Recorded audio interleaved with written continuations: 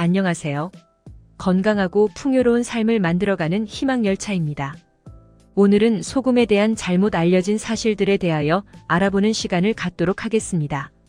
시청하시면서 구독, 좋아요, 알림 설정을 꼭 한번 눌러주세요. 우리가 매일 의식하지 못하고 먹고 있는 소금. 많이 먹으면 큰일 나는 줄 알고 최대한 싱겁게 먹으려고 애를 쓰고 있지요. 하지만 소금을 알고 먹으면 병이 없어져요. 이러한 소금의 역할에 대하여 알아보겠습니다. 암 환자 500만 명, 당뇨 환자 700만 명, 고혈압 환자 1000만 명. 암, 당뇨, 고혈압 환자 비율이 OECD 국가 중 한국이 1위입니다. 이것은 남의 나라 얘기가 아닙니다. 지금과 같이 풍요롭고 의학이 발달한 나라에서 어쩌다 이런 엄청난 사건이 벌어지고 있을까요? 이건 6.25 전쟁보다 더 참혹한 현실입니다. 이 모든 책임은 이 나라 의사들에게 있다고 생각합니다. 암, 당뇨, 고혈압 등 이런 질환들은 공통점이 딱 하나가 있습니다. 모든 암은 설탕을 많이 먹고 소금은 적게 먹어서 몸이 썩는 질환이고, 당뇨는 인슐린이 부족해서 많은 당분을 다 중화시키지 못해서 신장이 망가지는 질환이며, 고혈압은 혈관에 당분과 지방이 많아서 혈액이 끈끈하고 탁해져서 혈액순환이 원만하지 못해서 혈압이 높아지는 질환인데요. 이 세 가지 질환만 보더라도 과잉 섭취된 당분이 문제가 되는 것입니다.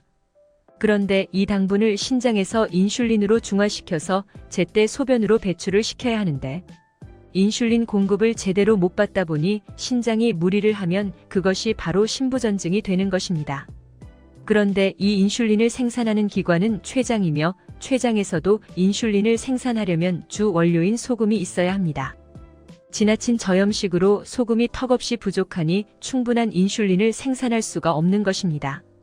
현실이 이러한데도 소금의 중요성을 모르는 의사들은 소금이 혈압을 높인다는 엉터리 연구 발표만 신봉하며, 무조건 저염식을 강요하다 보니 암이나 당뇨나 고혈압 같은 큰 질환들이 줄어들기는 고사하고, 오히려 병명도 모르는 희귀한 질환들까지 걷잡을 수 없이 증가하고 있습니다. 이제는 정부가 질병과의 전쟁을 선포해야 합니다.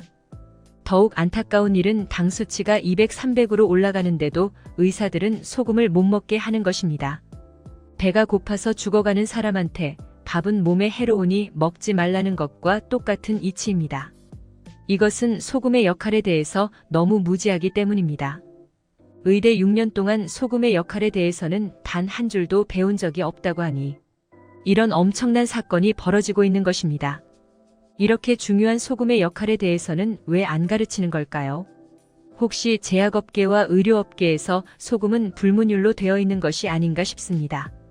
그렇지 않고서는 그 많은 의사들이 소금의 중요성을 이렇게 모르지는 않을 텐데요. 다음은 인체와 소금에 대한 연구 결과입니다. 각종암, 심장마비, 폐혈증, 백혈병, 간경화, 심부전증, 혈관질환, 모든 염증 등등. 이러한 크고 작은 질병으로 죽거나 고생하는 사람들은 하나같이 저염식을 하는 사람들이라는 연구 결과가 나왔습니다. 사람이나 동물은 소금으로 절여야지 설탕으로 절이면 부패될 수밖에 없는 구조로 되어 있습니다. 동물들은 소금을 못 먹기 때문에 설탕을 안 먹습니다. 체내 염도가 0.4%밖에 안 되어도 암이나 당뇨 같은 질병이 없어서 의사나 약이 없어도 수십 년을 살 수 있는 것입니다. 하지만 인간은 설탕을 먹기 때문에 당분을 중화시키려면 훨씬 더 많은 소금을 먹어야 합니다. 그런데 오히려 동물들만큼도 안 먹으니 체내 염도가 0.2%에서 0.3%밖에 안 돼 암이나 당뇨, 폐혈증 같은 큰 질환이 발생하는 것입니다. 의사들은 한술 더 떠서 소금을 하루에 6g 이하로 먹으라고 합니다. 6g 가지고는 뇌척수액으로 쓸 양밖에 안 되는데, 그럼 다른 기관들은 다 맹물로 쓰란 말인가요?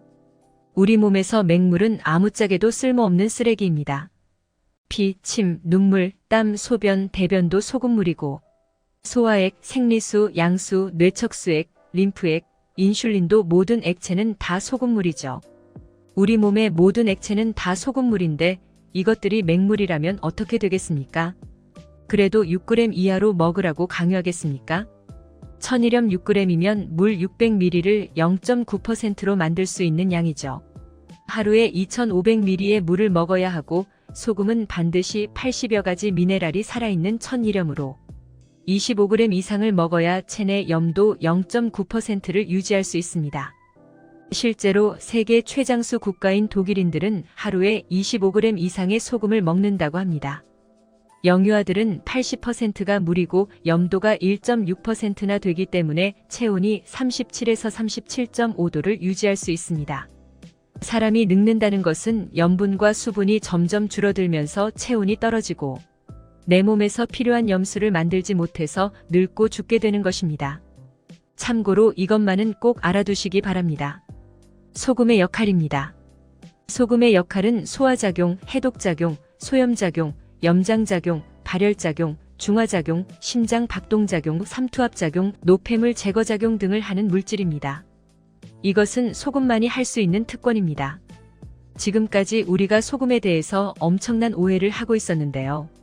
소금을 무조건 적게 먹어야 한다는 잘못된 상식으로부터 벗어나서 건강한 삶을 영위하시길 바랍니다. 이상 소금에 대한 오해를 풀어보았습니다. 오늘 알려드린 이야기 명심하셔서 늘 행복하고 번영 가득한 하루 되시길 바래요. 이번 영상은 여기까지고요. 오늘 하루도 희망찬 하루 되시길 기원하며 영상 마무리하도록 하겠습니다. 오늘 영상이 유익하셨다면 주변 분들에게 공유해 주시고요. 구독과 알림 설정해 주시면 다음 영상도 건강에 유익한 정보를 가지고 찾아뵙겠습니다. 이상 희망열차였습니다. 감사합니다.